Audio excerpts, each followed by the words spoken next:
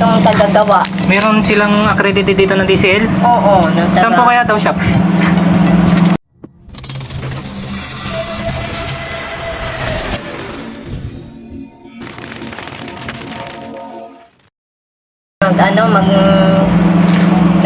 Pag may sira doon kakunin. Yung TCL po daw? Oo.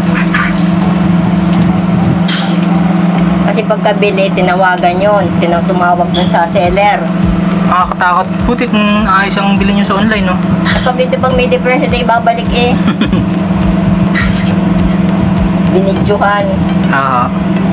May usapan ng seller. TCL. Ganda rin itong brand na to eh. Latest na po to eh. R32 na Hombre yun eh. Kaya nga. Nalamig naman lang. Ay, hindi na. Pag gano'n din kasi ang init.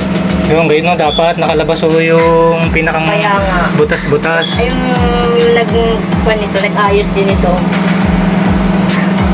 Itinignan ay dapat nga din nakalabas.